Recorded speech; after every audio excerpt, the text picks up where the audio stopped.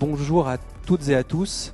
On a lancé une dynamique autour de la musique tech ici à Pleine Image il y a 3 ans.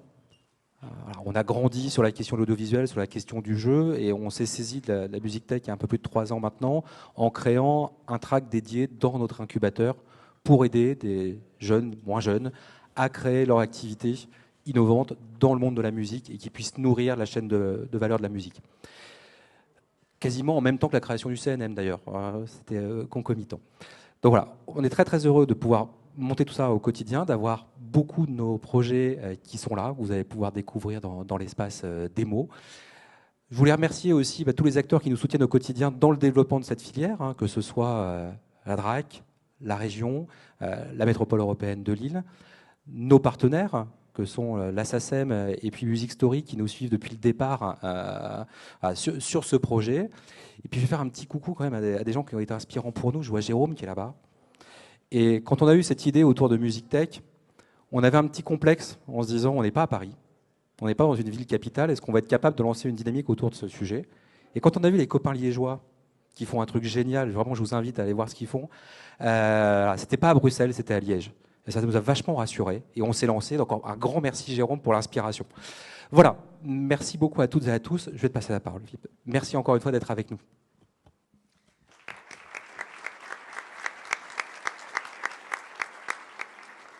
Merci, cher Emmanuel, pour ton accueil. Merci à toute l'équipe de Pleine Image pour l'accueil pour cette deuxième journée du CNM pour l'innovation.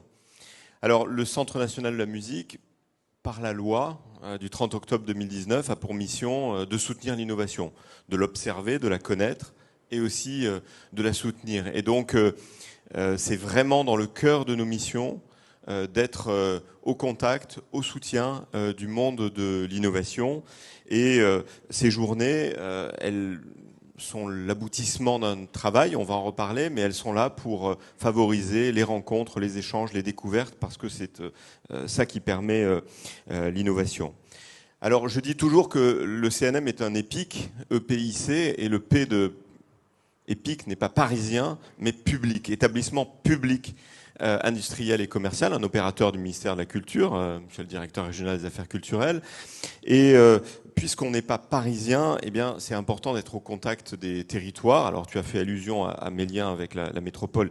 Ils sont plus intellectuels qu'autre chose, puisque j'ai enseigné alors, le droit public dans une autre vie un peu plus au sud. Mais c'est vrai que je prenais le TGV souvent. Je constatais d'ailleurs qu'à chaque fois que je venais, en général, c'était le vendredi, il faisait beau.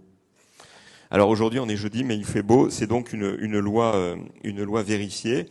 Et pour nous, c'est important d'être au contact de ce qui se passe dans les territoires. L'an dernier, c'était à Caen. Cette année, c'est ici entre Roubaix et Tourcoing. Alors apparemment, la frontière passe pas très très loin. Donc un pas à gauche, un pas à droite, on peut changer. Ce qui compte, c'est la métropole et c'est le Nord et c'est cette belle énergie d'innovation. Je vois aussi un symbole dans le fait qu'on est à 1h15 de Londres, tu me le disais tout à l'heure, et un peu moins de 40 minutes de Bruxelles. Et tout à l'heure, nous allons mettre l'accent sur la dimension européenne de ces questions. Au CNM, on est convaincu que l'Europe doit jouer ce rôle. Le président de la République l'a dit, il l'a répété. Nous avons au CNM, avec l'équipe dédiée sur l'Europe, l'an dernier organisé une manifestation pendant la présidence française de l'Union. Et l'idée, c'est quoi? C'est One Voice for European Music, parce que la musique est un facteur formidable d'échange, d'unité. Et pourtant, on sait qu'il faut se battre pour que la Commission européenne et le Parlement européen mettent plus de moyens pour la musique. Et j'y vois une sorte d'analogie avec la filière musicale où, on peut le dire, on a quand même souvent le sentiment que le monde de l'audiovisuel, du jeu vidéo jusqu'au cinéma et aux séries, capte beaucoup d'attention. Si c'était que de l'attention, ça serait moins grave. Mais aussi, on a le sentiment dans la filière musicale qu'il y a besoin de travailler, de réfléchir pour convaincre davantage qu'il y a des formidables opportunités. J'y reviendrai dans quelques minutes. Mais je suis frappé par la vitalité de ton lieu. Et là aussi, on n'est pas là par hasard parce que rapprocher le monde académique et universitaire, le monde de l'entreprise et de la recherche, le monde évidemment des financements, qu'ils soient privés et publics, je crois que c'est la logique de Pleine Image et c'est pleinement là-dedans, dans le CNM, au CNM, qu'on veut qu'on veut s'investir et aider les professionnels. Alors pendant cette journée, mesdames et messieurs, et je vous remercie d'avoir répondu à cette invitation, vous allez pouvoir participer à différents ateliers, dont un premier sur l'Europe. Vous allez pouvoir rencontrer de nombreux professionnels, des entreprises naissantes ou confirmées. Vous allez pouvoir rencontrer certains des lauréats du prix de l'innovation 2022, et Vroom, le lauréat numéro 1, est juste à côté, mais il y a également Bridge Audio. Et puis, n'hésitez pas à saisir cette journée pour rencontrer les équipes du CNM. On est relativement nombreux aujourd'hui. C'est fait pour multiplier les contacts. Il y a des rendez-vous de conseils, d'information, d'orientation, parce que c'est pas toujours facile de se repérer dans ce maquis.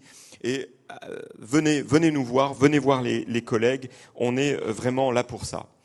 Alors, en fin d'après-midi, je remettrai avec le jury le prix de l'innovation 2023. Et c'est aussi une manière de tirer un coup de chapeau à celles et ceux qui se lancent, qui échouent, qui redémarrent, qui se battent, qui doivent convaincre. Et le président établissement public que je suis dit ça avec une grande admiration, un grand respect. On a besoin des artistes, c'est clair, mais on a aussi besoin d'innovation pour préparer l'expérience de demain dans le monde du spectacle vivant, comme dans le monde du digital pur. L'innovation, ça n'est pas que des écrans et des données. Et c'est cette prise de risque, cette solitude, cette adrénaline aussi, que je voudrais saluer ce matin. Et donc nous allons cet après-midi récompenser 3 entreprises qui ont été aidées dans le cadre du programme de soutien à l'innovation, qui est un programme qui existe chaque année et que nous opérons au nom de l'État.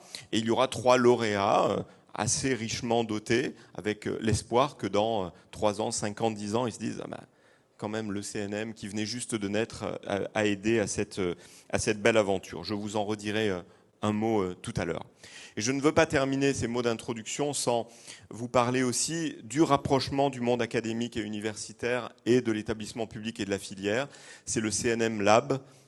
Le nom est peut-être moins original que ce qu'on y fait, parce que ce qu'on y fait, eh bien, c'est essayer d'anticiper, de réfléchir un peu en dehors des cadres, pour pas employer un anglicisme très, très moche. Et je ne veux pas terminer sans vous parler de la dernière production du CNM Lab, Musique et Données. Il est tout frais, il est tout chaud, puisque c'est aujourd'hui sa présentation. On sera la semaine prochaine à l'IRCAM, et je salue les collègues de l'IRCAM pour une présentation à la presse. Mais ce recueil Musique et Données, que nous avons commandé il y a plus de 14 mois, alors qu'on s'excitait beaucoup moins sur intelligence artificielle et musique, alors qu'aujourd'hui, vraiment, c'est le sujet, eh bien, a pour vocation de proposer à des chercheuses et des chercheurs de réfléchir sur les enjeux de la filière musicale. Le CNM Lab, dont les publications sont disponibles sur le site, c'est des ondes courtes, c'est-à-dire des papiers qui peuvent traiter des sujets extraordinairement variés, et des ondes longues, des recueils, disons, plus articulés. Et dans ce recueil, eh bien, vous trouvez des articles sur l'intelligence artificielle et la musique, sur la création, sur l'importance de la donnée. Et aujourd'hui, dans nos activités, on cherche celles qui ne sont pas impactées par ces questions. Et dans notre filière, où il y a beaucoup de très petites entreprises ou des PME, il y a des défis de compréhension, d'analyse, d'investissement, pour lesquels, évidemment, cette compréhension a un impact, y compris pour nous, pour l'évolution de nos programmes d'aide.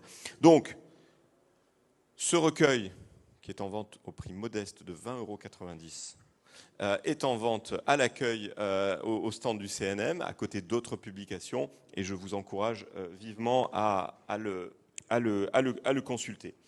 Donc,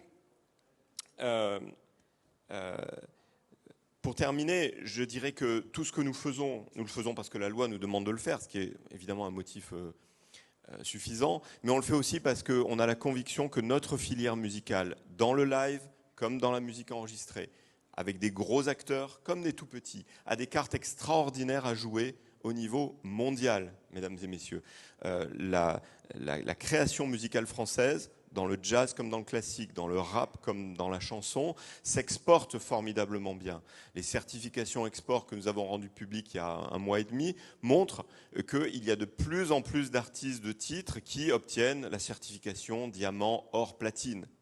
Le problème, c'est que le marché ne nous attend pas et qu'on est plutôt meilleur qu'avant, mais dans un marché qui explose.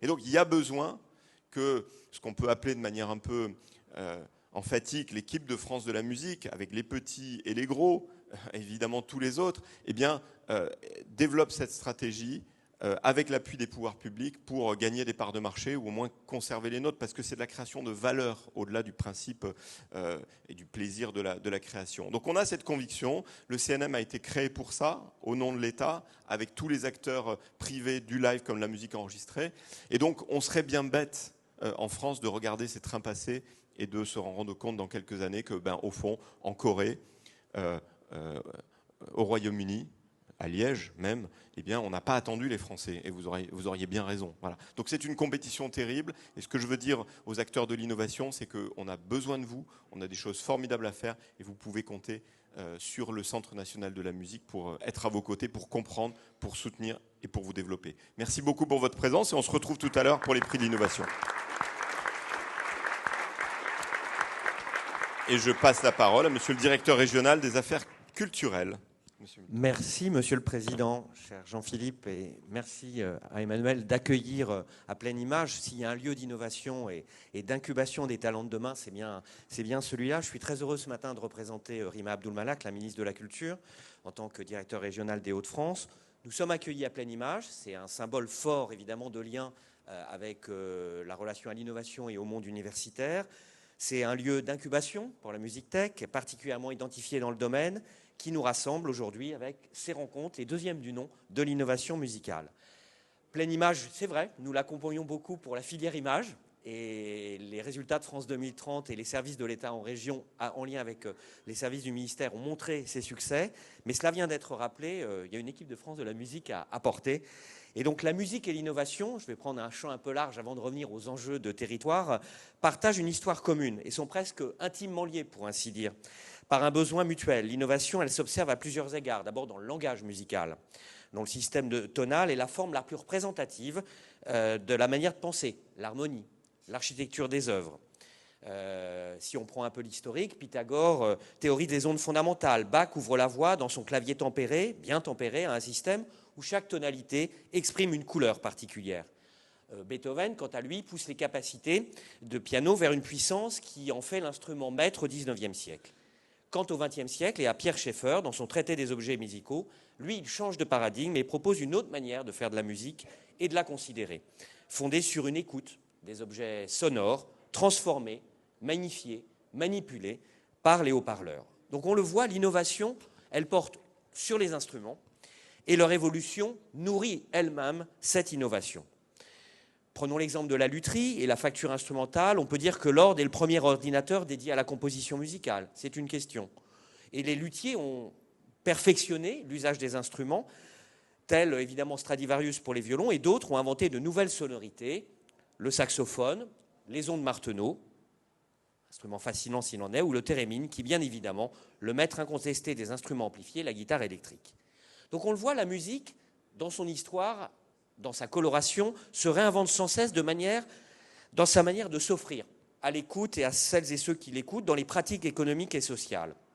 On sait que les concerts payants s'installent dans la société, je suis historien, on ne se refait pas, vous voyez, à partir du XIXe siècle, instituant deux polarités qui perdurent aujourd'hui, l'artiste et les publics. Et la fixation des œuvres musicales, d'abord sur des instruments mécaniques, je pense à l'orgue de Barbarie ou au piano mécanique, puis sur des bandes mécaniques, révolutionne l'écoute, puisque la présence physique de l'artiste, alors, n'est plus nécessaire. Les vinyles, autre temps, une archéologie du son musical, puis les disques ont parachevé le caractère industriel et mondial que peut offrir la musique aujourd'hui comme secteur économique. Certains et certaines d'entre nous l'ont eu dans leur poche. Le Walkman de Sony, qui a transformé l'écoute musicale, où chacun, n'importe où, n'importe quand, peut écouter ses musiques favorites. Et Apple fait de l'iPod un objet de mode et de rattachement à une communauté mondiale. La manière d'écrire la musique a évolué. L'innovation modifie aussi, non pas seulement les usages, mais la création. Longtemps associée à la partition, la musique a été transformée par des studios d'enregistrement qui provoquent une bascule dans l'approche de la création, passant d'un processus de composition à un processus fondé sur la conception du son. Et aujourd'hui, la démocratisation fulgurante des outils de création home studio, des logiciels et les constants progrès technologiques ont ouvert à cet art un champ de possibles qui amène le public vers des propositions de plus en plus immersives. Aujourd'hui, la musique, elle est partout. En France, c'est la première pratique culturelle et elle se place au service de nombreux domaines. D'où la réflexion nécessaire et le rôle que joue l'établissement public CNM dans ce domaine. Au service de l'image dans le cinéma, par exemple, dans les jeux vidéo, pour lesquels nous sommes ici dans un secteur de force dans les Hauts-de-France et dans cette métropole, dans la publicité, au service de la thérapie, du bien-être, du care, du soin, au service de l'éducation, du lien social. J'aimerais évoquer ici le projet Singing Europe, financé par l'Union européenne, qui a constaté que 4,5% des Européens s'impliquent dans une chorale. Et on sait dans cette région comment ce travail sur l'éducation artistique dès le plus jeune âge, tout au long de la vie, en lien avec nos partenaires de l'éducation nationale, est important. Alors, quels enjeux dégager aujourd'hui ? Il s'agit évidemment d'accompagner ces usages multiples et de mieux faire interagir les points de rencontre entre les créateurs, les œuvres, les artistes et leur public. Bien sûr, les festivals phares et leurs jauges, nous en avons dans cette région, concentrent l'essentiel de la fréquentation. Mais le streaming a fait émerger des dizaines d'artistes chaque semaine, non sans poser la question des carrières durables, de leur propre obsolescence. Autre enjeu, celui des pratiques croisées avec l'impératif d'une transition écologique rapide et exemplaire. Les industries numériques ont le pouvoir de façonner rapidement les pratiques culturelles, de les transformer. Elles sont parfois peu vertueuses en termes écologiques. L'ARCOM, représenté avec sa déléguée régionale, compte 76 millions de vidéos musicales visionnées chaque jour sur YouTube, rien qu'en France. Pourtant, visionner une vidéo plutôt qu'écouter un fichier audio émet 10 fois plus de tonnes de CO2. Pour les grandes jauges, c'est évidemment la question des transports. Et la ministre a incité l'ensemble de ces acteurs, les établissements publics, mais aussi ces directions, à travailler sur la feuille de route de transition écologique. Pour notre part, nous avons 3 groupes de travail, notamment un consacré à nos partenaires publics, sur cet enjeu des mobilités, tant des artistes que des publics. Pour poursuivre sur ces enjeux, j'aimerais évoquer la question de l'égalité entre les femmes et les hommes, pour lequel le ministère bénéficie de la certification AFNOR. Nous avons été une des DRAC auditionnées dans ce processus, et contre les stéréotypes de genre. Dans la musique, une inégalité structurelle entre les artistes hommes et les artistes femmes demeure. Le CNM en a d'ailleurs consacré une étude complète. 17% des entités artistiques sont de lead féminin. Ce chiffre tombe à 11% si on prend les cultures urbaines, les musiques urbaines et le hip-hop, alors que c'est le domaine musical le plus écouté par les jeunes et la jeunesse. D'un point de vue économique, avec un marché mondial valorisé à 26 milliards de dollars, se pose également le défi de la souveraineté des supports et de l'équité des rémunérations. Je pense également à cette haute étude d'action portée par le CMN relative aux fausses écoutes détournant les revenus généralisés par le streaming. Pour le live, il est impératif de sortir, et c'est un enjeu, et dans les échanges que l'on a avec les directeurs de festivals, d'une spirale inflationniste qui obère évidemment la marge artistique et les capacités. Enfin, un nouveau défi technologique émerge depuis quelques mois avec l'avènement de l'intelligence artificielle générative. Je pense que c'est un des enjeux de ces journées de l'innovation portées par le Centre national de la musique. C'est assez fulgurant et ça concerne évidemment tous les secteurs, les arts visuels y compris et le spectacle vivant. Il fait suite à une lame de fond de plateformisation des contenus avec le rôle déterminant, cela vient d'être évoqué par Jean-Philippe Thiellet, de la data, des métadonnées qui intéressent le secteur, puisque le lauréat de l'année dernière, Bridge Audio, traite justement de l'organisation et de la classification des bibliothèques numériques musicales. Nos écoutes sont-elles menacées par une uniformisation ? Tout le défi du ministère de la Culture et de ses opérateurs, bien entendu, c'est de faire vivre la diversité culturelle. Notre goût, notre liberté, sont-ils affaiblis par des algorithmes qui proposent nos playlists en fonction de nos goûts ? Sont-ils enfermés dans nos bulles, par nos filtres ? Et comment continuer à aller sur des chemins de traverse ? Non pas ceux qui mènent à Rome, même si j'aime beaucoup Rome, mais à découvrir et permettre la découverte d'une création à la diversité réjouissante et sur laquelle, évidemment, la France est positionnée. Comment prendre soin de notre propre attention, elle qui est une ressource exploitée par certains algorithmes ? Aujourd'hui, des créations dépendantes d'outils numériques et des expérimentations d'œuvres algorithmiques sont déjà capables de tromper l'auditeur. Et il y a la question de l'immersion et de la virtualité, de l'être ensemble, du désir partagé de maintenir le vivant comme une expérience inaliénable. Comment faire du spectacle vivant musical en 2050 un moment marqué par l'humanité et par la rencontre ? Par l'aspect extrêmement pluriel et divers de son acception, vous le voyez, le soutien de l'État au champ de la musique s'inscrit dans une politique riche, complémentaire. Je pense à l'éducation nationale tout d'abord, à l'éducation artistique qui fait de la musique une discipline fondamentale de l'épanouissement de l'enfant. par un soutien à l'enseignement supérieur culture, avec des établissements publics nationaux, des écoles ou des pôles sup. Nous étions en recrutement sur le pôle sup lillois il y a quelques jours. Le CNSM de Paris est classé 2e école d'art des spectacles au monde dans le classement QS Performing. Par un soutien à la création artistique au sein des DRAC, pour les équipes artistiques indépendantes, quel que soit leur champ, leur lieu, en soutien à la création et à leur diffusion dans les territoires. Et par une réglementation favorisant la musique à la radio comme à la télévision. Je ne vais pas énumérer ici toutes les mesures d'aide auxquelles le secteur est susceptible d'émarger, dont l'opérateur de référence, le Centre national de la musique, dont la mission couvre l'ensemble de la chaîne de valeur, est ici présent. Les dispositifs actuels sont multiples. Dans le cadre de France 2030, que j'ai évoqué pour la filière image, si importante dans notre région, ce sont 54 milliards d'euros, avec notamment pour objectif de placer la France en tête de la production des contenus culturels et créatifs, de faire vivre cette fameuse équipe de France. Les appels à manifestation d'intérêt sont de grandes ambitions, telles que l'AMI sur la solution de billetterie innovante, ouvert au lien avec les enjeux de souveraineté des flux financiers et les big data. Je voudrais parler des alternatives vertes également, ouverts actuellement, ou de l'AMI, pôles territoriaux des industries culturelles et créatives qui nous occupent beaucoup. En région, ces dispositifs sont accompagnés et portés par l'État. Le réseau des acteurs accompagnés est vaste, 5 scènes de musique actuelle, 2 orchestres symphoniques, 2 maisons d'opéra, des dizaines d'équipes artistiques avec lesquelles Nicolas Guinet, conseiller musique ici présent, travaille, un centre de création musicale basé à Valenciennes, des conservatoires et le pôle supérieur, l'école supérieure de musique et de danse, qui forme les futurs musiciens et pédagogues. L'aide aux dispositifs numériques innovants, publiée chaque année en soutien à des outils de AC innovants, je pense à l'application mobile All Access de l'aéronef pour découvrir l'univers des salles de concert, constitue également un accélérateur pour les territoires. Et dans le contrat de filière qui nous unit avec la région, le partenariat avec le CNM et la région, l'innovation est un des critères centraux de l'appel à projet tel que nous l'avons défini et travaillé avec les équipes du CNM que je salue. Enfin et toujours, nous aidons les équipes musicales à l'écriture musicale. C'est un enjeu important dans le cadre des aides déconcentrées.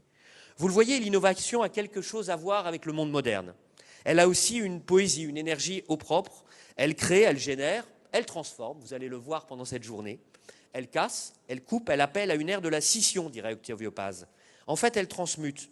Et dans toute modernité, parce que nos secteurs, vos secteurs, sont caractérisés par ces transformations radicales, il y a un conformisme et une créativité. Une fade conformisée, mais aussi une petite musique nouvelle.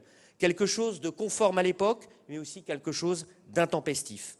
Et séparer l'un de l'autre, c'est la tâche de ceux qui savent aimer, qui sont les vrais destructeurs et créateurs à la fois. C'est Gilles Deleuze qui parle ainsi dans L'île déserte et dans d'autres textes. Alors aujourd'hui, j'aimerais finir en déclarant que si vous êtes réunis ici, à Pleine Image, dans un lieu d'incubation, d'innovation, c'est bien la preuve que nous aimons la musique, que la création continuera à se faire de rencontres, de complicité, d'inattendus, ce qu'il soit artistique, politique et vibrant. Je vous remercie de votre attention et vous souhaite une très belle journée.